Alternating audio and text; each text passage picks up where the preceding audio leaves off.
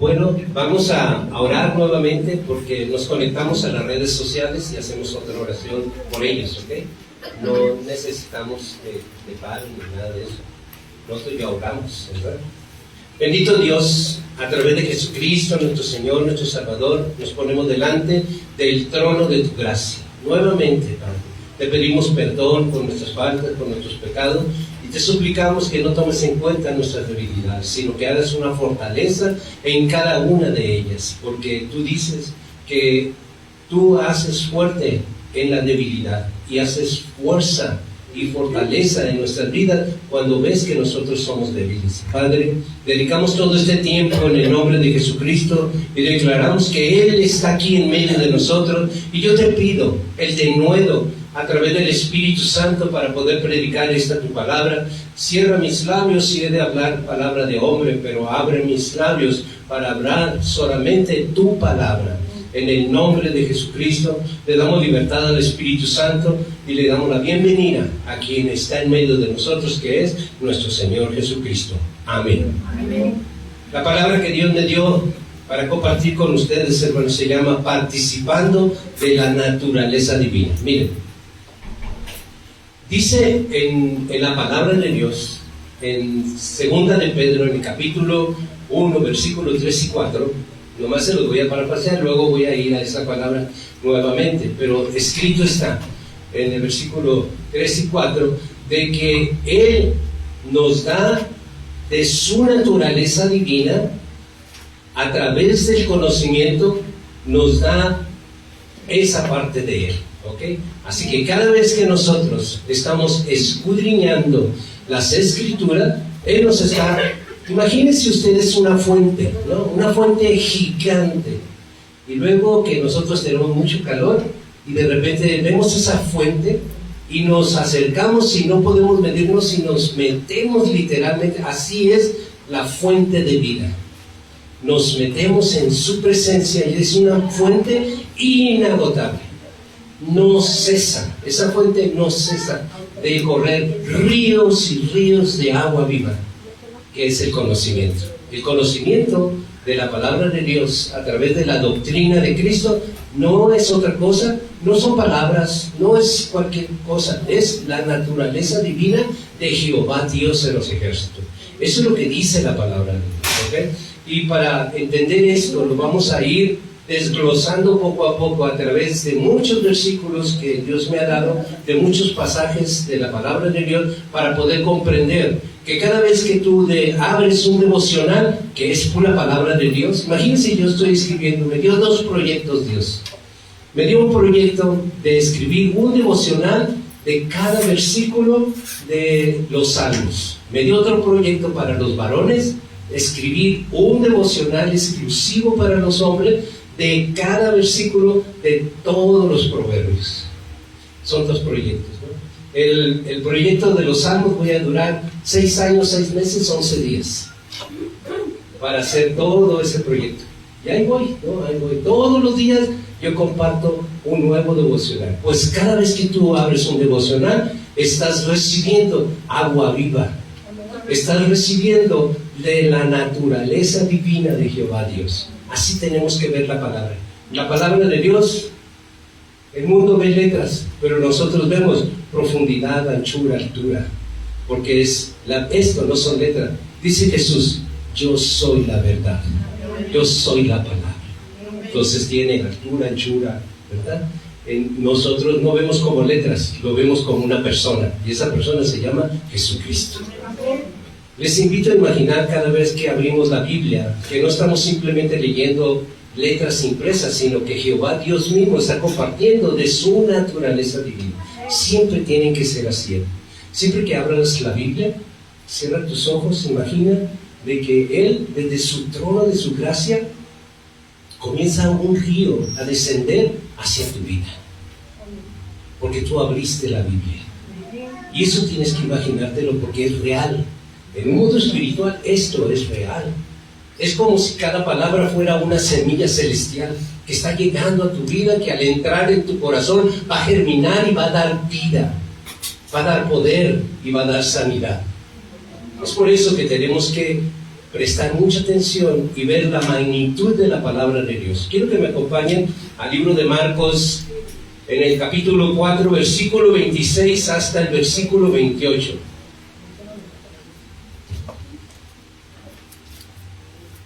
Dice la palabra de Dios así, Marcos 4, versículo 26 al versículo 28. Detrás de mí, hermano, Daniel, Gabriela ya están plasmando la palabra para que si no la encuentras, aquí está atrás de mí. ¿Okay?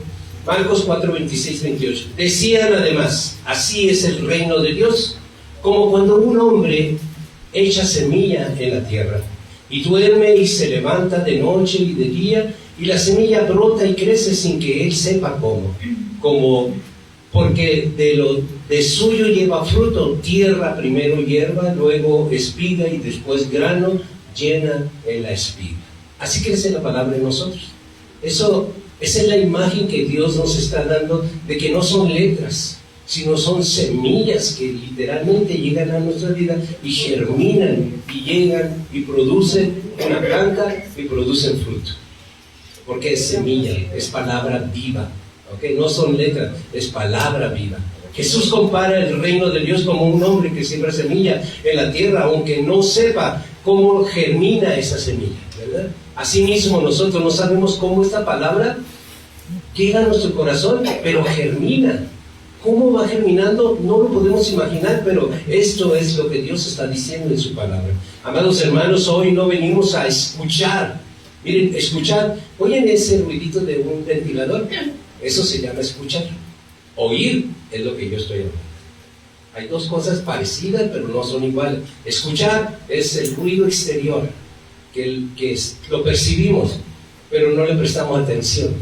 Y lo que oímos es muy diferente, porque lo que oímos entra así en 90 grados y baja a nuestro corazón. Escuchar es diferente a oír. Cuando una persona se comienza a dormir así, ya dejó de oír, solo escucha. Y escuchar es que pasa así, ¡pum!, sale por allá. No da fruto, esa semilla se desperdicia, porque hay que oír la palabra de Dios. Dice la Escritura en Apocalipsis, el que tenga oídos, oiga. No dice, el que tenga orejas, escuche. No dice eso. Dice, el que tenga oídos, oiga. ¿Verdad que sí lo han leído alguna vez? Escrito está, mis amados hermanos. Entonces, quiero que me acompañen a un nuevo libro de Juan 4, versículos 13 y 14. Imagínense que cada enseñanza es como un manantial que brota directamente del trono de Jehová Dios, como dice la palabra en Juan 4, 13 y 14. Escrito está, hermanos, dice, respondió Jesús y les dijo, cualquiera que bebiere de esta agua volverá a tener sed, mas el que bebiere del agua que yo le daré no tendrá sed jamás, sino que el agua que yo le daré será en él una fuente de agua que salte para vida eterna. Este pasaje nos conecta directamente con la idea de que cada enseñanza, cada devocional, cada predicación no es solo conocimiento, sino que es vida eterna. Es por eso que debemos prestar mucha atención a cada enseñanza, especialmente cuando se tratan predicaciones, enseñanzas, ¿okay? Porque hay otro tipo de predicaciones que solamente usan un versículo y mucha palabrería. Bueno, ese es otro tipo de predicación, ¿no? Que se vuelven muy elocuentes, que se vuelven muy emocionalmente muy interesantes, pero no traen nada, ¿no? O sea, en realidad el trasfondo no trae nada, más que puras emociones y puros sentimientos. Te hará llorar y te hará lo que tú quieras, pero la palabra es la única que va a germinar y dar fruto. La palabra de Dios. La palabra de Dios, miren, es alimento de nuestras almas, es un alimento celestial. ¿Quién de ustedes puede permanecer indiferente ante tal fuente? Nadie. Hoy, si yo veo que Dios está saliendo, si yo pudiera verlo así con mis propios ojos, que del trono de Jehová Dios está saliendo una fuente, de verdad yo correría hacia esa fuente. Correría, dejaría lo que estuviera haciendo por ir, pues esa fuente está ya aquí. Aquí está. Entonces prestemos mucha atención, porque Dios nos va a hablar muchas cosas a nuestras vidas. ¿Y qué crees? Literalmente Dios a través del Espíritu Santo te va a poner al borde de la silla por el interés que Él mismo, el Espíritu Santo, va a producir en cada uno de nosotros. En la parábola del sembrador, Jesús declara claramente, Lucas, vamos a Lucas 8:11, dice la palabra, esa es pues la parábola. La semilla es la palabra de Dios. ¿Cuál es la semilla? La palabra de Dios. ¿Ven? Entonces, no estamos imaginándonos nada. Todo lo que nosotros enseñamos, escrito está, amados hermanos. Pablo enseña que Dios da semilla al que siembra y pan al que come, multiplicando los frutos de justicia. Quiero que me acompañen ahora a 2 Corintios 9:10. 2 Corintios 9:10 dice, y el que da semilla al que siembra y pan al que come, proveerá y multiplicará vuestra sementera y aumentará los frutos de vuestra justicia. La palabra sembrada en nosotros no solo germina, sino que se multiplica en obras de justicia y sanidad, hermanos. Es por eso que nosotros, cada vez que nos sentimos como nos sintamos, debemos ir a la palabra de Dios, porque la palabra de Dios es, ¿qué creen? Medicina para nuestros huesos. Es medicina, es alimento, medicina, aliento, es vida. La palabra es vida, literal es vida. Aquí nuestra semilla se siembra en fe, en fe. No se siembra literalmente una semilla. En una oportunidad yo prediqué acerca de la semilla de mostaza. ¿Y qué creen? Dice la Escritura que en 3 días, en corto tiempo, ¿no? Yo sembré literalmente semilla de mostaza y vimos germinar, que en ese corto tiempo germinó la semilla de mostaza y ya estaba la platita así, ¿no? Como de 1 centímetro. Lo probamos y nos maravillamos porque es Dios, porque escrito está en la palabra que dice, si tu fe fuera como el tamaño de la semilla de una mostaza. ¿Y aquí de qué está hablando? Que va a germinar rápido y que va a producir rápido un fruto. ¿Ven? Así, por eso lo comparan con una semilla de mostaza. No por chiquita, porque aunque es chiquita, rápido puede germinar. Cualquier palabra que sea por más chiquita va a germinar en tu vida y va a darte vida. ¿Okay? Acompáñame por favor a ver Salmo 126, versículos 5 y 6. Aquí se muestra que la semilla sembrada en fe, aunque en medio de pruebas, produce cosecha de gozo y de vida. Dice la palabra de Dios en el Salmo 126, versículo 5 y versículo 6. Los que sembraron con lágrimas, con regocijo segarán. Irán andando llorando el que lleva la preciosa semilla, mas volverá más a venir con regocijo trayendo sus capillas. ¿En qué parte vamos a traerlo el regocijo? En nuestro corazón, hermano. No literalmente en la capilla, sino en nuestro corazón. No sé si ustedes han analizado, pero el conocimiento de la palabra de Dios, todo el conocimiento, miren, les digo una cosa, que cuando una congregación cristiana no hay enseñanza, esa congregación está semi-muerta, está así. Hay que estarle tomando el pulso, ¿no? A ver si está latiendo, porque como no hay alimento, verás, pon tu vida a no alimentarte. No, te da una anemia, y esa es la anemia espiritual. Cuando no hay conocimiento, hay una anemia espiritual. Por eso que nosotros debemos procurar que haya mucho conocimiento. En una congregación, lo más importante no es tanto todo lo que se mueve ahí, todo lo que se pueda mover, lo más importante es la palabra de Dios. Porque escrito está, ¿ok? No son unas figuraciones ni cosas que yo me imagino como pastor. No. Escrito está. Porque dice la palabra de Dios que todas las cosas que vemos y conocemos van a pasar. Pero mi palabra, dice Jehová Dios, jamás dejará de ser. Así que lo más importante que se puede mover es la palabra de Dios. La alabanza, gloria a Dios por la alabanza. Él se mueve en medio de la alabanza. lo que tú quieras, pero la palabra es lo máximo que le debemos dar importancia, ¿okay? Lo máximo, lo más importante es la palabra de Dios. ¿Por qué? Porque es lo que va a edificar, porque es lo que va a nutrir, porque es lo que te va a hacer crecer. Vamos por favor a 2 de Pedro capítulo 1 versículo 4. Es lo que les comentaba al principio, pero nomás lo parafraseé. 2 de Pedro capítulo 1 versículo 4. Y aquí es donde quiero que presten mucha atención, porque es aquí donde Dios nos habla de que Él comparte de su naturaleza divina. ¿Saben cuál es su naturaleza divina? Él es espiritual, ¿no? Y tiene 8 virtudes que nos comparten: amor, gozo, paz, no, esos son el fruto del Espíritu. Lo que nos comparte es la fe, la virtud, el conocimiento, dominio propio. Son 8 virtudes que Dios nos comparte, ¿ok? Pero aquí nos dice en el versículo 4 del 2 de Pedro capítulo 1, por medio de las cuales nos ha dado preciosas y grandísimas promesas, para que por ellas llegases a ser participantes de la naturaleza divina, habiendo huido de la corrupción que hay en el mundo a causa de la concupiscencia. Concupiscencia, para aquellos que no comprenden esta palabra, concupiscencia es de las cosas donde Dios te encontró.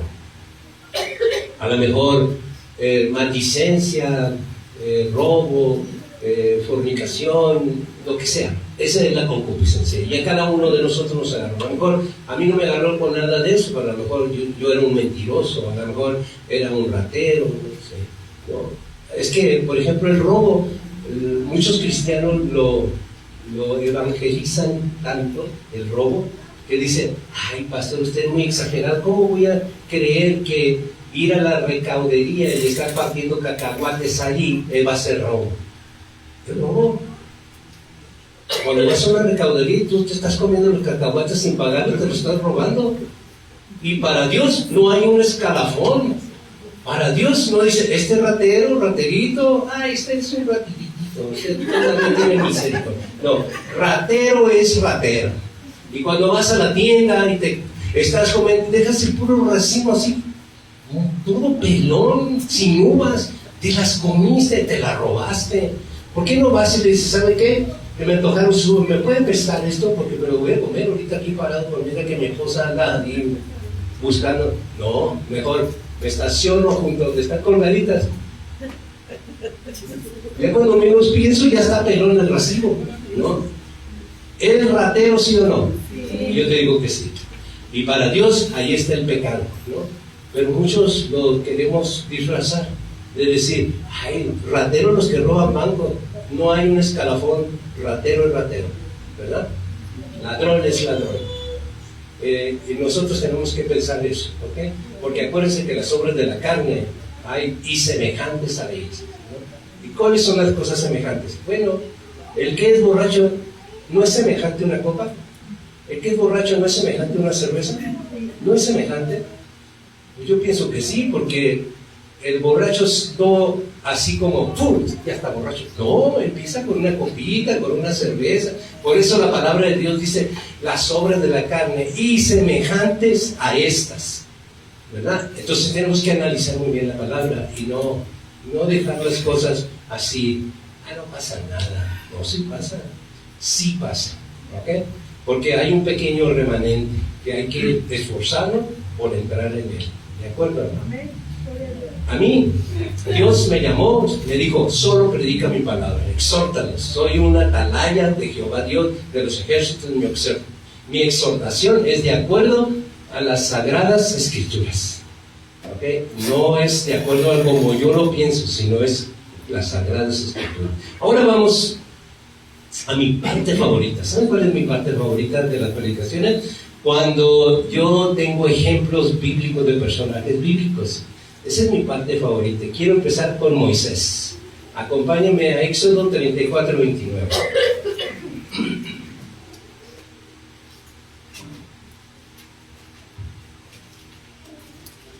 Porque estamos hablando de la naturaleza divina de Dios, ¿ok? Fíjense muy bien cómo Él obtuvo y se llenó tanto de la naturaleza divina de Jehová Dios, al grado que su rostro le brillaba. Fíjense lo que dice en Éxodo 34:29. Y aconteció que descendiendo Moisés del monte Sinaí con las 2 tablas del testimonio en su mano, al descender del monte, no sabía Moisés que la piel de su rostro resplandecía después de que hubo hablado con Dios.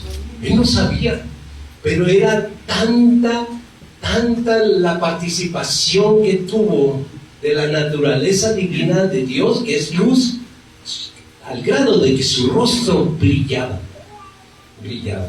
De verdad, Moisés subió al monte Sinaí 2 veces. ¿Sí sabían? No nomás subió una vez, subió 2 veces, porque la primera vez vio danzando alrededor de un toro a las doncellas, y entonces pues él se enojó. Acuérdense que él era hombre, ser humano como tú y como yo, ¿no?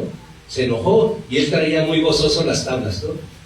Las tablas de la ley de Jehová Dios, y al ver eso se enojó y las rompió. Pero Dios le dijo: a ver, vamos, sube otra vez, ¿no? Vamos a Éxodo 34, el versículo 19.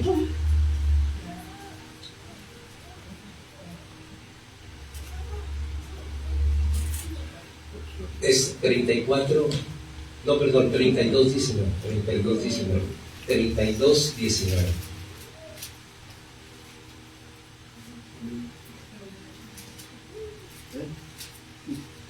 32, 19. Dice la palabra de Dios: y aconteció que cuando él llegó al campamento y vio el becerro y las danzas, ardió de ira, y Moisés arrojó las tablas de sus manos y las quebró al pie del monte. Vamos a Éxodo 34:1, ahora en el versículo 1 del capítulo 34. Y Jehová dijo a Moisés: alízate 2 tablas de piedra como las primeras, y escribiré sobre esas tablas las palabras que estaban en las tablas primeras que quebraste. Ahora, con el dedo de Dios, él escribió la ley. Por eso esas tablas se guardaron en el tabernáculo, allí esas tablas, porque Dios las había escrito. Él las había escrito, ¿okay? Al descender su rostro resplandecía, porque había estado en la presencia de Jehová Dios. Acompáñenme a Éxodo 34, versículo 33 y versículo 35. El pueblo, hermano, imagínense que una persona viene y brilla, ¿no? Pues es que raro, ¿verdad? Porque no es raro, no somos focos, pues, ¿no? No debemos brillar, ¿verdad? Entonces la gente pues se espantaba, ¿no? Le daba así como miedo acercarse a él. Vamos a la palabra. Y cuando acabó Moisés de hablar con ellos, puso un velo sobre su rostro. Cuando venía Moisés delante de Jehová para hablar con él, se quitaba el velo hasta que salía, y saliendo decía a los hijos de Israel lo que era mandado. Y al mirar los hijos de Israel el rostro de Moisés, veían que la piel de su rostro era resplandeciente, y volvía Moisés a ponerse el velo sobre su rostro hasta que entraba y a hablar con Dios. Esto, hermano, es una semejanza y un contexto con Pablo, ¿okay? Con Pablo. Vamos a 2 de Corintios 3, 12 al 18. Fíjense cómo toda la palabra de Dios, observen esto, hermano, teológicamente, ¿okay? Observen esto.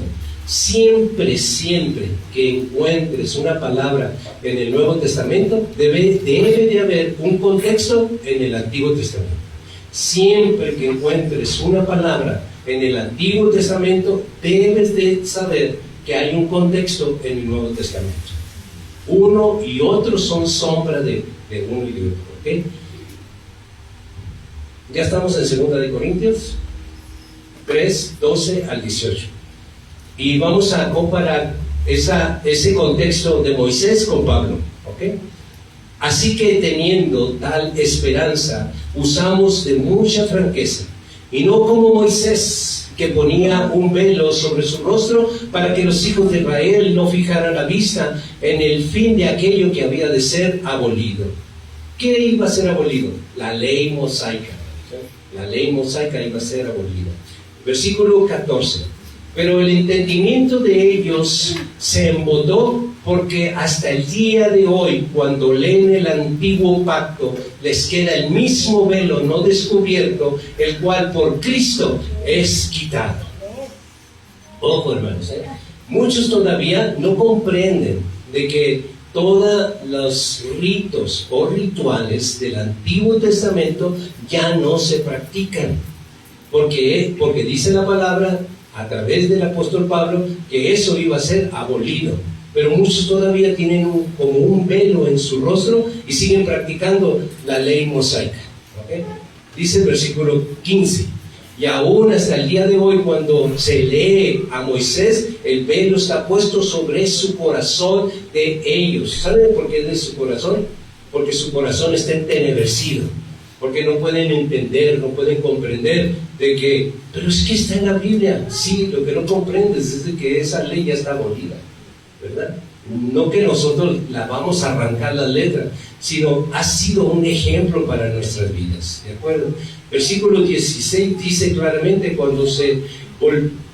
pero cuando se conviertan al Señor, el velo se quitará. Entonces, verdaderamente tiene que haber una conversión para que el velo se quite y podamos entender de que la ley mosaica solamente es un ejemplo para nuestra vida, pero no para estarla practicando. Es como, por ejemplo, miren, le voy a poner un pequeño ejemplo, no me quiero salir mucho del tema. Un pequeño ejemplo: cuando un recién nacido viene, en las iglesias luego quieren presentarlo. Eso se practicaba en la ley mosaica, eso ya fue abolido. Hay que orar por los bebés, sí, pero no presentarlo. Porque la ley decía que a los 8 días, entonces nosotros podíamos presentar al bebé, pero también traer 2 palomitos para sacrificarlos. Eso dice la ley. Entonces no podemos hacer una cosa y dejar de hacer la otra. Si lo vas a meterte en la ley, métete en la ley completamente. Y no nos conviene. ¿Sabe por qué no nos conviene? No nos conviene practicar la ley porque nadie la ha cumplido. Aquel que se quiera meter a querer cumplir la ley, no, pues, si tiene espejos, mejor veas en ellos, ¿no? Porque no lo van a lograr. El único ser humano que ha cumplido la ley se llama Jesucristo. Nadie más pudo cumplir la ley. Es por eso que se abolió. ¿Okay? La ley tiene un propósito, y el propósito era demostrarnos que somos pecadores. Y ahora tenemos gracia, ¿verdad? No permisivo, sino gracia. Por gracia somos salvos. ¿De acuerdo? Versículo 17. Porque el Señor es el Espíritu. Y en la palabra de Dios, siempre que veamos Espíritu, como lo ves ahí en la Escritura, solito. No dice Espíritu Santo, solo dice Espíritu, con E mayúscula, y se refiere al Padre. ¿Ok? Siempre. Eso es una ley teológica. Entonces, siempre, siempre. Porque el Señor es el Espíritu, y donde está el Espíritu del Señor, ahí hay libertad. Entonces la ley aprisiona, pero la gracia te da libertad, no como libertinaje, no, sino libertad. Yo estoy aquí porque soy libre, por eso estoy aquí, ¿verdad? Versículo 18. Por tanto, nosotros todos mirando a cara descubierta, no como Moisés que tenía un velo, a cara descubierta como en un espejo, la gloria del Señor. Somos transformados de gloria en gloria en la misma imagen como el Espíritu del Señor. Nosotros tenemos que resplandecer. Y resplandecer es que la palabra de Dios nos está alimentando. ¿Okay? Participar de la naturaleza divina significa reflejar lo que no es nuestro. Por ejemplo, yo reflejo la fe santísima de Jesucristo, pero esa fe santísima no es humana, es de Él. Es el que mueve montañas. La fe humana no mueve montañas. La fe santísima de Jesucristo sí mueve montañas. ¿Okay? El resplandor de Moisés es figura de la transformación espiritual, ¿verdad? es figura de la transformación espiritual. Cuando una persona brilla, ¿saben cómo brilla? ¿Que no era el borracho aquel que andaba por las esquinas? ¿No? Ese es el brillo, ¿no? A lo mejor la gente piensa de que, ay, ¿a qué hora le va a brillar al pastor? No, pues no, el foquito no. Va a brillar porque decir, ¿quién no era aquel que asolaba, verdad? Como a Pablo, ¿verdad? Que le decía, ve a la calle Tercera para que Ananías, ¿verdad? Le decían, ve, no, yo no voy, si ya no sé quién es, ¿no? Es el que apresa, es el que asolaba a la iglesia. Y luego lo manda Dios para que vaya. No, pues decía Ananías, no, gracias. Te digo que vayas, ya fue, ¿no? Entonces, la transformación, hermano, es el brillo, ¿okay? La transformación.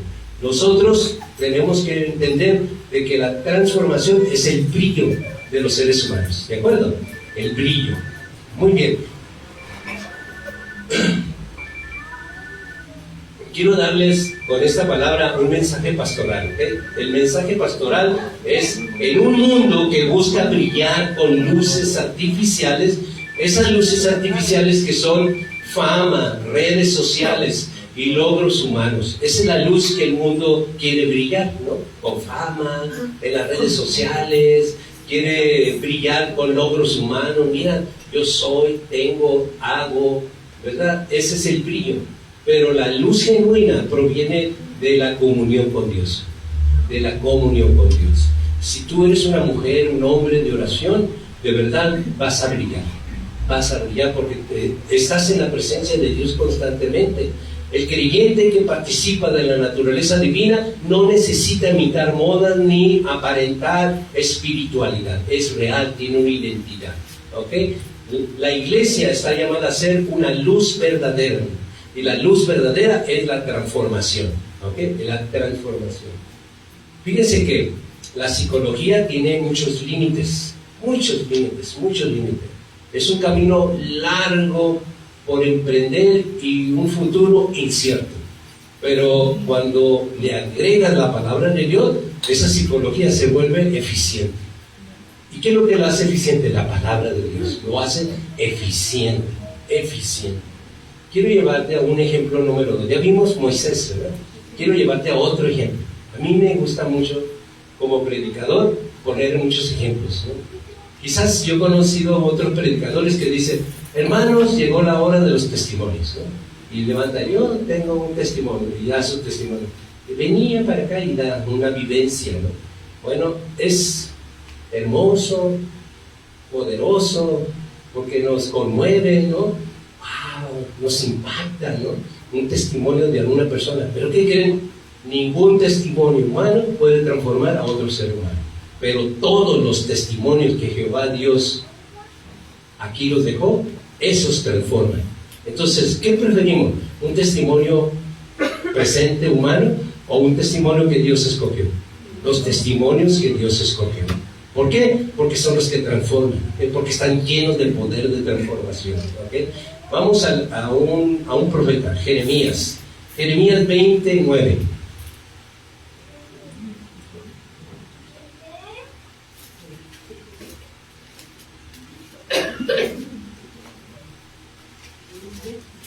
Jeremías 29, fíjense, él como profeta oía la voz de Dios, pero Jeremías intentó callar el mensaje de Dios por las persecuciones que sufría, pero la palabra era como un fuego ardiente en sus huesos e imposible de contener, ¿ok? Jeremías 29 dice, y dije, no me acordaré más de él, ni hablaré más de su nombre.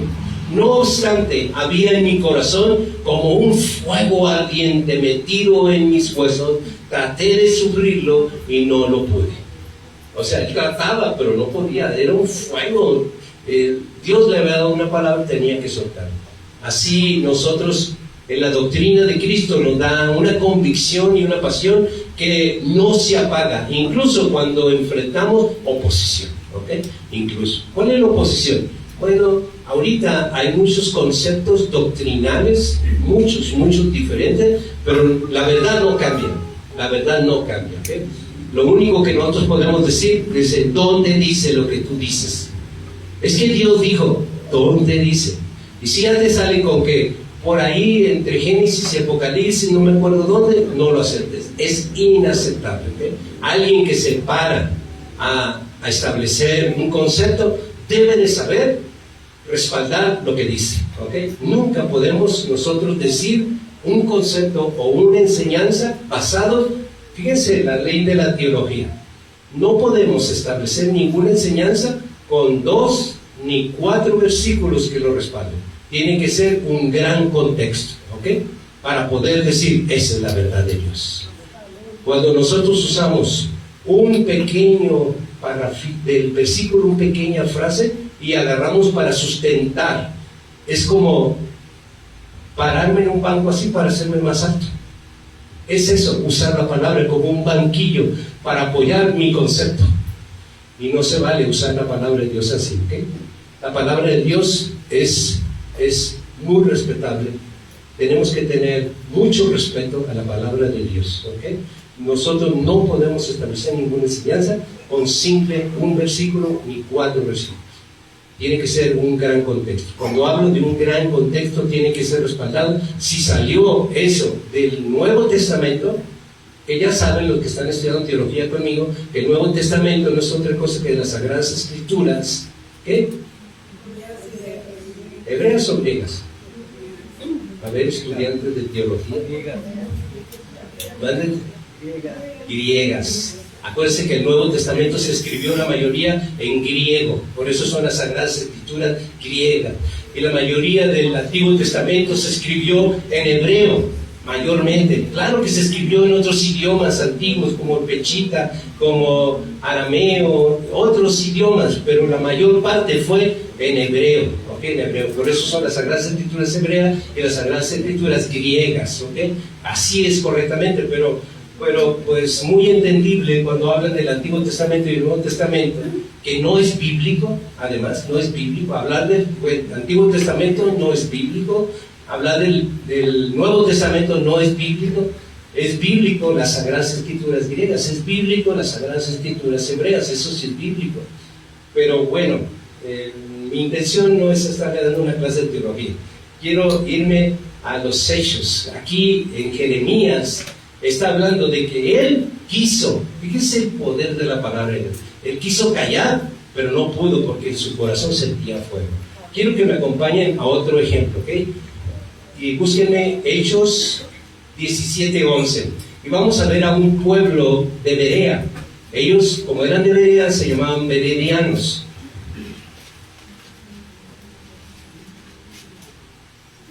$17:11. 17:11. En contexto, los beredianos fueron más nobles que los de Tesalónica, porque recibieron la palabra con toda solicitud, escudriñando cada día las Sagradas Escrituras para ver si lo que Pablo decía era verdad. Eso eran los beredianos, dicen Hechos 17:11. Y esos eran más nobles que los que estaban en Tesalónica, pues recibieron la palabra con toda solicitud, escudriñando cada día las Escrituras para ver si estas cosas eran así. Entonces, es lo que tenemos que actuar también nosotros, hermanos. Por más emocionante y más elocuente y por más así que creamos que esa persona es ungidísima, nosotros tenemos que escudriñar las Escrituras para ver si lo que se está predicando es verdad y está escrito. ¿Okay? Eso tiene que ser así. ¿Cómo podemos aplicar eso? Bueno, en nuestro tiempo saturado de falsas enseñanzas y mensajes emocionales, necesitamos el espíritu berediano. ¿Okay? ¿Por qué? Porque tenemos que examinar todo a la luz de la Escritura. La doctrina de Cristo nos llama a ser discípulos diligentes, no consumidores pasivos. Hoy la fidelidad de la palabra es nuestra defensa contra la confusión espiritual y la manipulación religiosa. Nosotros tenemos que siempre, oye, bájalo, fíltralo, a ver si eso es así, ¿ok? En cuanto tú tienes que prender literalmente luces amarillas antes que la roja, así comienza a prender luces amarillas, ¿sí? Así, tic, tic, tic, ¿no? comienzan los foquitos amarillo, de precaución. ¿Saben cuándo? Cuando se esté manipulando tus emociones. ¡Fum! Ahí prende luces amarillas. Y presta mucha atención. Apunta, escribe lo que se está moviendo ahí, porque después, llegando a tu casa, tienes que bajarlo, filtrarlo y decir, híjola, todo eso emociona, hasta me hizo llorar, ¿no? Me hizo llorar, me apasioné y todo, pero al escudriñar la palabra no tiene suficiente contexto, ni la suficiente palabra para sustentar lo que se enseñó ahí. Entonces, ¿qué tengo que hacer? Literalmente, arráncalo, dice Mateo 15:13. Toda planta que no plantó mi Padre Celestial será desarraigada. Entonces, ¿qué tengo que hacer? Desarraigala, que no quede en tu corazón. Porque acuérdense, las semillas pueden ser de hierba y no palabra de Dios, ¿ok? Hierba que va a hacerte daño. Otro ejemplo, hermano. Vamos a 2 de Pedro 1:3-4. Y este cuarto ejemplo es del apóstol Pedro.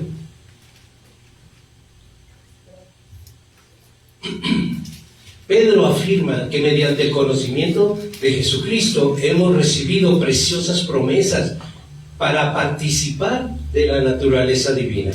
¿Y nosotros qué tenemos que hacer? Huir de la corrupción del mundo, ¿verdad? Dice en 2 de Pedro 1:3-4. Como todas las cosas que pertenecen a la vida y a la piedad nos han sido dadas por su divino poder.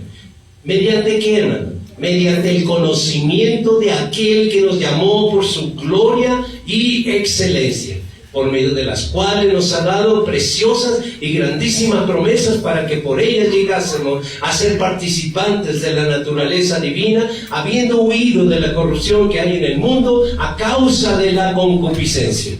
Entonces, Dios a través de Pedro. Otra cosa que nosotros tenemos que aclarar siempre, ¿y por qué la repito tanto? Porque como seres humanos nos tienen que estar repite hasta que se queda grabado, ¿no? Entonces, no es que Pedro sea el autor, es el escritor. No es que nadie aquí, no hay muchos autores, hay un solo autor, muchos escritores, ¿okay? Que usó por medio del Espíritu Santo. Él solamente, el autor único, fue Jehová Dios de los ejércitos. Y a través del Espíritu Santo inspiró a hombres, seres humanos, para escribir las Sagradas Escrituras. Lo sagrado está en la inspiración que dio Jehová Dios a diferentes hombres, ¿okay? Y se cerró. No hay nuevas revelaciones. Hay discernimiento, hay enseñanza, hay profundidad, hay revelación, pero escribir nuevas cosas no hay.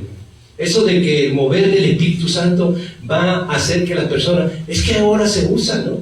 De que el Espíritu Santo se está moviendo de una manera para que la gente vaya y caiga atrás. ¿Es en serio? ¿Dónde dice eso? Hermano, ¿dónde dice eso? Porque si vamos a ver caídas atrás, entonces me voy a tener que ir al libro de Isaías, donde dice que todo aquel que caiga para atrás, cae quebrantado, enlazado y preso. Fíjese lo que significa, lo que dice, lo que sí está escrito. Pero que el Espíritu Santo se está moviendo en la unción. Dice la gente, ¿okay? De que cuando hace así se siente un golpe tremendo. Sí, el demonio también tiene fuerzas. Y lo que tú sientes es real, pero demoníaco, no del Espíritu Santo, porque si es del Espíritu Santo estuviera aquí grabado, o no estuviera. ¿Qué vamos a comenzar a escribir nuevas profecías? No se puede escribir nuevas profecías. Aquí está el manantial de vida, ¿okay? No hay nuevas revelaciones, no podemos escribir nuevas cosas. Es que se está usando, no se puede usar nuevas cosas. Lo que escrito está en la última parte del Apocalipsis. Dice Juan, cierra ese libro, séllalo y no se volverá. Aquel que le agregue, le quite, esa persona será un maldito, anatema. Escrito lo dice Jehová Dios de los ejércitos. ¿Ven? Entonces, de ese tamaño nosotros tenemos que decir, yo no acepto esas cosas. ¿Por qué? Porque no están escritas, ¿okay? ¿De dónde viene el manantial que les estoy hablando? Volvamos a leerlo. Dice 2 de Pedro capítulo 1 versículo 3, todas las cosas que pertenecen a la vida y a la piedad nos han sido dadas por su divino poder. ¿Mediante qué? Mediante el conocimiento de aquel que nos llamó por su gloria y excelencia. ¿Ven? ¿A cuál conocimiento? No hay otro conocimiento que nos va a llevar a su excelencia y promesa. Aquí están todas sus promesas, ¿ok? Es que el pastor Víctor es un diminutivo y aquel gran hombre es un gigante. A mí no me importan los gigantes, de verdad. Los gigantes se derriban con la palabra de Dios, ¿ok? Con la palabra de Dios. La verdad derriba toda mentira. ¿Cuál es la verdad? Lo que está escrito. Solamente lo que está escrito. Y que se muevan con el Espíritu Santo.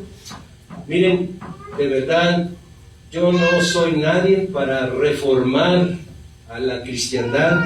Solamente Dios me ha dado una mina. Y la mina que yo cuido a través de una buena enseñanza. ¿Ok? En estos 4 ejemplos, hermanos, vimos a Moisés, la gloria reflejada. Vimos a Jeremías, fuego interno. Vimos a los bereanos, discernimiento fiel. Y vimos a Pedro, participación de la naturaleza divina. Fíjense lo que vimos, ¿no? En estos 4 ejemplos. Se lo repito, dice Moisés, para gloria reflejada de Dios. Jeremías, fuego interno. El bereanos, discernimiento fiel. Y Pedro, participación de la naturaleza divina. Esos 4 ejemplos se los traje. Bueno, es tan importante, hermana, que nosotros que somos cristianos, ¿saben por qué somos cristianos? Esa palabra cristiano, bueno, cuando nosotros tenemos a un líder, a alguien que seguimos, nos apodan, ¿no? Nos apodan el sobrenombre porque vamos siguiendo a esa persona. Como vamos siguiendo a Jesucristo, por eso que somos cristianos. Si siguiéramos a un hombre, nos apodarían de ese nombre, ¿verdad? Pero no, nosotros somos cristianos porque seguimos los pasos de Jesucristo. Quiero hacer una conclusión. La doctrina de Cristo. Fíjense muy bien lo que les voy a decir. Y me atrevo a decirlo porque escrito está. ¿Dónde está escrito? En 2 de Juan, en el capítulo 1, en el versículo 9. Porque escrito está también de que todo aquel que se extravía, ¿verdad? ¿De dónde se va a extraviar? De la doctrina de Cristo. Ese no tiene a Dios, ¿verdad? Pero aquel que tiene esta doctrina, ese sí tiene al Padre y al Hijo. Entonces, ¿dónde quedamos si nosotros no tenemos la doctrina de Cristo? Pues quedamos sin el Padre y sin el Hijo. Yo no estoy inventando, está escrito. ¿Ven? Por eso es que nosotros tenemos que vigilar. Fíjense, hermanos, que Dios me dio un privilegio de escribir un libro que comparto en teología. Ese libro es inédito. Yo pues fui el escritor, no puedo decir el autor, porque el autor es el Espíritu Santo que me inspiró, pero el escritor soy yo, ¿no? Y lo comparto en una universidad, lo comparto en teología, y es un libro que enseña profundamente la enseñanza de la doctrina de Cristo. Lo enseña, sí. Y estamos ahorita trabajando en ese libro, ¿verdad, hermano? Y ahí vamos poco a poquito. Hoy hemos visto, hermano, que cada enseñanza es una semilla celestial, ¿sí? El agua viva que nos transforma. No podemos salir de este lugar igual que como entramos. Hemos recibido alimento sólido que nos fortalece para enfrentar un mundo lleno de confusión y falsas enseñanzas. Es muy importante que nosotros tengamos la enseñanza de la doctrina de Cristo. ¿De acuerdo? Cada miércoles, cada viernes, cada domingo no son simplemente reuniones, son enseñanzas profundas, ¿okay? Que nosotros no profesamos religión, ninguna religión. Nosotros solamente nos reunimos para estudiar la palabra de Dios, aprender de la palabra de Dios y vivir de una manera diferente, como cristianos. Eso es lo que hacemos. Y la religión solamente hace que familias se separen, se peleen por conceptos doctrinales. Eso es la religión. Por eso nosotros no tenemos religión. Nosotros solamente tenemos una enseñanza y se llama doctrina de Cristo. Así somos registrados en el gobierno federal, como doctrina de Cristo, ¿verdad? Y eso es lo que hacemos. Eso es quien somos nosotros. La conclusión es clara, que la doctrina de Cristo nos prepara para una empleada grande. Miren, ¿Se acuerdan del camino ancho y espacioso? ¿Verdad? Y del camino angosto. Bueno, no estoy hablando de eso. Estoy hablando que cuando tú tienes la doctrina de Cristo, entonces esa puertita se abre como un zaguán, ¡fum!, para ti, porque tú tienes la doctrina de Cristo. Vamos a la palabra sustentarlo, ¿qué les parece? ¿No? Segunda de Pedro 1:11. Vamos a ver el zaguán, que los que estudiamos la doctrina de Cristo, no es una puertita que te vas a escurrir, es un zaguán literal así abierto. Dice la palabra de Dios. Todo ese contexto, ¿ok?, de segunda de Pedro 1, todo el capítulo 1. Ahorita ya vimos los varios versículos, pero ahorita ya llegamos al versículo 11. Dice, porque de esta manera os será otorgada amplia y generosa entrada en el reino eterno de nuestro Señor y Salvador Jesucristo. ¿Sí pudieron ver el zaguán?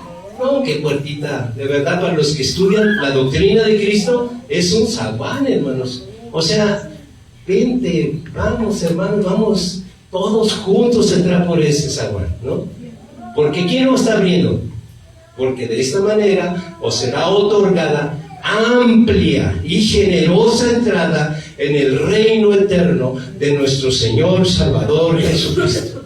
Seguramente ángeles les van a abrir esa puerta y van a decir, bienvenidos a las bodas del Cordero. Y no hagan fila, vénganse así como vienen todos juntos, porque está amplia la entrada para ustedes. La doctrina de Cristo eso hace. ¿Por qué digo que la doctrina de Cristo? Porque si podemos leer desde el versículo 11, del 1, 2, 3, 4, 5, 6, 7, 8, 9, 10 y 11, ahí vas a ver el porqué, ¿no? El porqué. Por esta razón debemos ser sensibles, atentos, agradecidos cada vez que recibimos palabra, porque no son letras muertas, sino vida eterna. ¿Qué nos impide, hermano? Es solamente prestar atención. Cada vez que tengamos la oportunidad de estar ante una enseñanza, de verdad tenemos que prestar mucha atención. ¿De acuerdo, hermano? Yo voy a hacer un llamado congregacional al final, pero ¿qué les parece si nos ponemos de pie y oramos juntos? ¿Sí? Vamos. Vamos a ponernos de pie y vamos a orar juntos, ¿ok?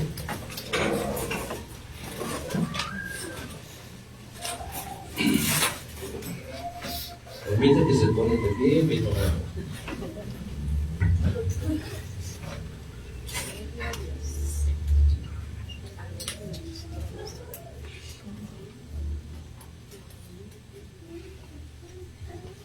Qué bueno que levantaron la mesa. Estamos esperando a alguien más que veo por ahí que todavía no se levanta. Todos, parece, porque es la reverencia ante Dios, ¿verdad? Padre Celestial, hoy reconocemos que hemos recibido más que palabras. Hemos recibido parte de tu naturaleza divina a través del conocimiento. Gracias porque tu palabra nos ilumina como a Moisés, nos enciende como a Jeremías, nos disciplina como a los beredianos y nos transforma como enseñó el apóstol Pedro. Haznos sensibles, Padre, para que cada miércoles, cada viernes y cada domingo no sea rutina, sino un encuentro vivo contigo. Líbranos de las falsas doctrinas y de las emociones vacías que no llevan fruto. Fortalece nuestro espíritu con alimento sólido. Hoy declaramos que somos participantes de tu naturaleza divina, que huimos de la corrupción del mundo y que vivimos con gratitud y fidelidad y fortaleza en Cristo Jesús. Prepara nuestro corazón para que la amplia entrada en tu reino eterno y que cada enseñanza sea un paso más hacia la plenitud de tu gloria. En el nombre poderoso de nuestro Señor y Salvador Jesucristo oramos. Amén. Amén.